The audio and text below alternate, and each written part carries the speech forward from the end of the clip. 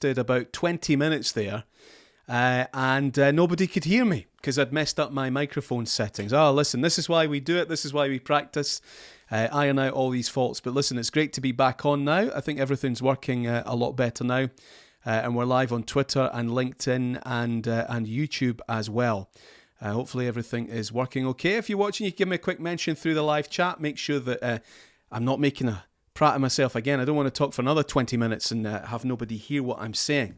I don't know if you've seen this thing, Juventus Football Club. Well, it's the women's team, which I'm sure they've deliberately got across at every opportunity. They're stressing it's not the main account, don't worry, just the women. That seems to be the message from Juventus today. Goodness me, they've made a series of social media blunders with this horrible tweet that they'd sent out. And as everybody does when they get caught out, oh, it's not racist, or we didn't mean to be racist, we didn't mean to offend. Well, nobody ever means to offend, nobody ever means to be racist, but you are. And so you need to take action. And it always amazes me, big organisations messing up in the first place, and then making it worse by trying to justify it. And you could debate all day about whether, are people too quick to be offended. You could debate all day, and some people do, about whether as a spectrum of racism, where does that fall? How bad is what they did? But the bottom line is that people are upset. I mean, that there's a genuine upset. They've let people down badly. They've made people hurt. They've made people angry. And their initial response was, oh, well, we didn't mean to. No, but you did. You did. And we see this time and time again with big organizations, prominent individuals, people that should know better. When you do something like that, you don't get to say, oh, it isn't racist, or I didn't mean it, or how can you be offended? You don't get to say that. People are upset, people are offended, so okay, now it's back to you. What are you going to do about it? And I think the quicker people and organisations and social media teams and PR professionals, the quicker we can all understand that that's how it goes now. That's what happens. That's how it works. Now, if you don't want to play that game, if you don't want to be part of that, if you think that, that people are too sensitive, well, then that's fine, and go away and play on your own. But what we have is these organizations, these businesses, these brands, these prominent people that say, I don't want to upset anybody. I want to be liked. Come to me, buy all my merch, become a fan, show your support. I'm here for you. We'll engage with each other. Well, if that's what you want and that's what you need, well, then when that community, or when a section of that community tells you that you've messed up, do you see the damage it does? If you turn around and say, you're basically saying to them, oh, you're wrong to be upset. This community that you've spent months and years, message after message after message, building this empathy with, you then turn around and say, no, we didn't mean it. No, you're wrong. Really? So you don't get to do that. The reason sometimes that people are offended and not afraid to say that they're offended or let down or hurt or whatever it is, the reason they feel like that is because your business and your brand just spent months and years cultivating a relationship with them. You could go back to how it used to be. You could just go, nah, we want to be antisocial. We don't need engagement. We don't want engagement with our fans. We don't need it. We'll just be here. We'll play football. And if people want us, then they'll come and they'll get us, and we'll give it to them. But what's happened over the last 10, 15 years is everybody, it seems, has said, no, we want this engagement. We want to be close to our fans. We want to have this dialogue with them. Why? Because they spend more money with us. They have an affinity now with our brand. Everybody wants to be a brand. Well, as soon as you have a brand, now you have brand values. And, well, we know what they are. So, obviously, when you fall short of those brand values, the audience that you've cultivated, that you convinced that you were nice, friendly, had the same values as them, obviously they're going to feel let down. They're going to express that because you gave them the channel on which to do it. And then if you're Juventus, it takes you longer than it should to acknowledge that you screwed up. What they did is racist. There's no question about that. People have every right to be upset and offended and to have a go at them and to ridicule them and to do whatever they're doing today. We need to do better. You've given yourself, these social media channels are newspapers with your name at the top. You have to take far more pride. Would they have put that in their shop window? That picture that they shared today, would they have put that in the shop window? No, of course they wouldn't. Don't be so stupid. So why is it okay for social media? Well, the reason it's okay for social media is because they think that they're all good people. We're all right. We're all having fun. This is how we do things. Or what do you mean you don't get the joke? What do you mean you don't see the world the same way we do?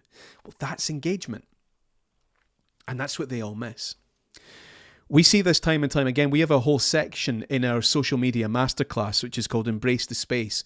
We have a whole section on it, on social media dangers. One of the smartest things you can do in this game is learn from other people's mistakes. And really now there's no excuse for not learning from other people's mistakes, because today it's the Juventus women football team, but there's a catalogue. We've got dozens of them in our pile of case studies of organisations that have screwed up on social media. For those of you that are just joining, we're talking today about the Juventus women's football team, who are rightly being criticised this morning for a tweet that they shared, and it is racist. It's a racist tweet.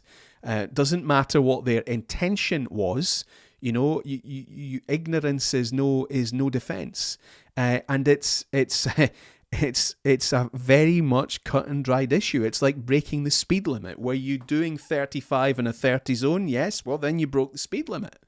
Did you share something crass on social media that involves race that could cause offence? Did you stereotype somebody's appearance based on the country of their origin? Yes, you did. Well, that's racist. It doesn't matter that you also like people of different colour and people of different culture. Of course you do. But that's racist. And so that's why it needs to be called out. And that's why the correct response is to delete it immediately, to apologise, to discipline the person involved. And, they may not know any better. They've maybe not been given training or guidance. So the discipline procedure doesn't need to be that they are kicked out the organisation and never allowed back. It means that they need training and they need support to recognise why that's wrong and why that's unacceptable. And there needs to be a look at the systems to make sure that that can't happen again. And maybe there's a few people now need to get training and support or punished or whatever it is that we want to do. But what we see time and time again when organisations do something like this is they cling to this notion of, well, we didn't mean to offend anyone. Well, you don't get to say that. When you play with an issue like race or sexuality or those protected characteristics, when you play with those characteristics, and that's what they did, they were using ethnicity for entertainment. Now, I'm not saying you can't do that at all or you can never do that. But if you do that, then you don't get to say whether it's offensive or not, or whether it's crossed the line and become racist and offensive or not. The audience get to say that. That's the game you're playing. That's the risk you take. And if that's too hot for you, then don't do it. And if you don't care, well, then that's fine. But what we see time and time again is organisations, clearly they do care. They want to be everybody's friend. They want to be nice. And then when they screw up and it's pointed out to them, they have a hard time recognising that and acknowledging that. If you are an organisation like Juventus, you should be focus group testing your social media all the time. The number of followers that these organisations have is massive. That should be getting focus group tested every week. You should be having a constant face-to-face dialogue with your followers on those social media platforms.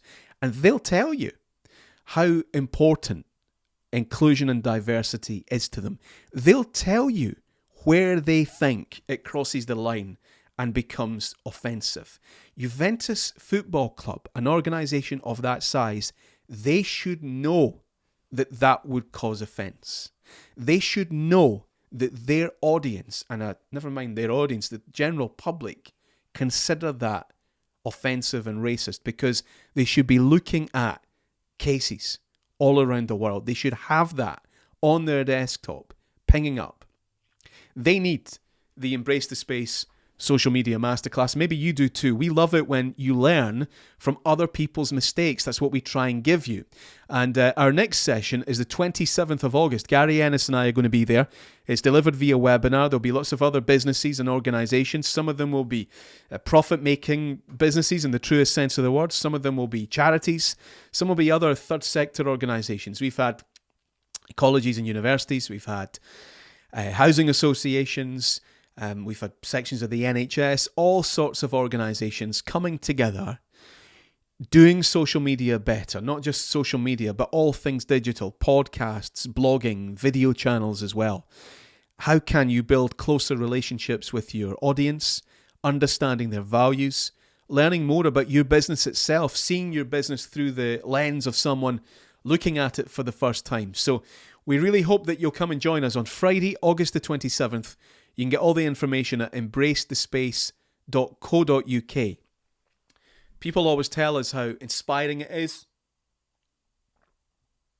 how much they learn. It's good fun.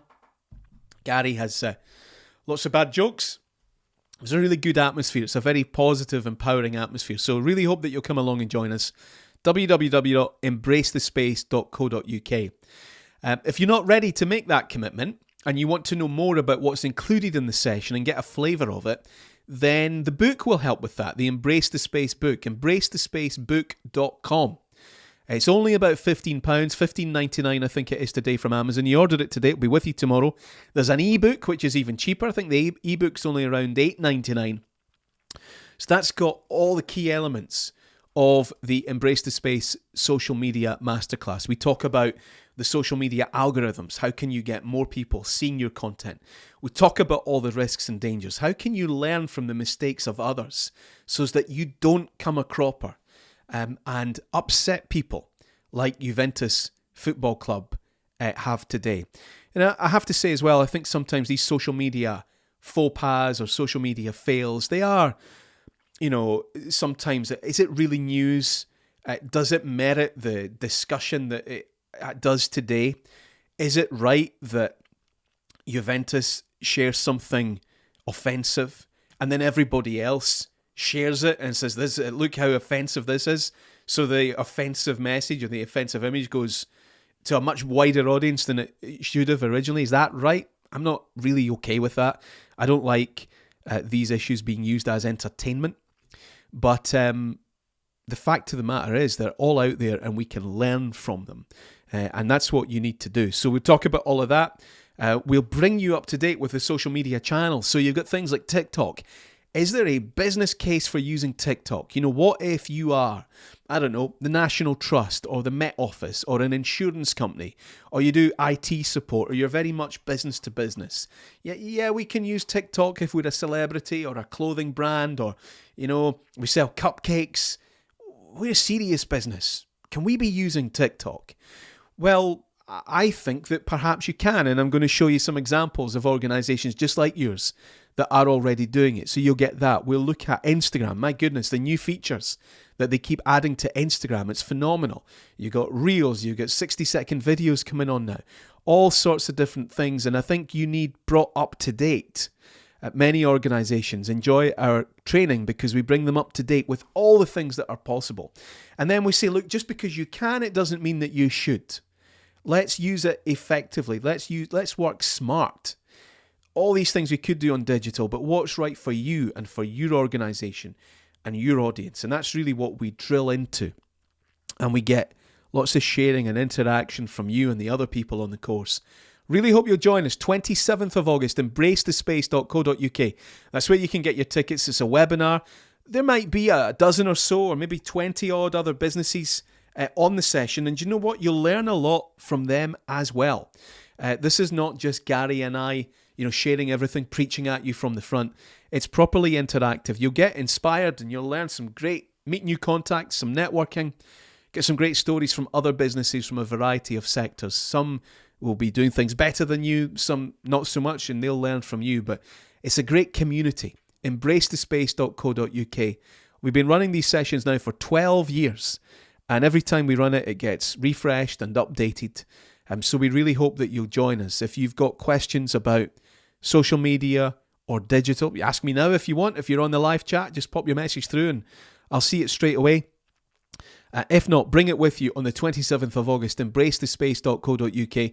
There's a private Facebook group that you'll get into, and you'll be part of a community of like-minded people. Some very small businesses, some sole traders, some marketing professionals, PR professionals. It's a great, positive group of people. Gary and I will share a little bit about our own journey in business and the things that we've learned and what we wish we'd known at the beginning. And I think the main thing I've learned is, I guess, how much of it you need to make happen yourself. It's one thing if you've got a product that everybody wants. If you sell infrared clickers, right, at some point, people are going to need to buy them. If you sell wheelie bins, right? Local authorities will place orders for wheelie bins. But what if you are in a business, even if you're an accommodation provider, people need holidays. What if you're in a business like mine, if it's a training consultancy business, if it's a counseling service, if it's therapy or something, where it's a service-based business, not a product, and it's not a commodity, it's not a utility, it's not something people need, and they certainly don't need it from you. Well, then you need to do some work. A big part of your work is cultivating the community that are going to buy that service from you. You need to do a lot of work to get people interested, get them understanding what it is that you do, and then getting them buying it from you. And your digital channels are a really important way of doing that. So come along and join us, 27th of August. It's the Embrace the Space Social Media Masterclass. And you'll get all the details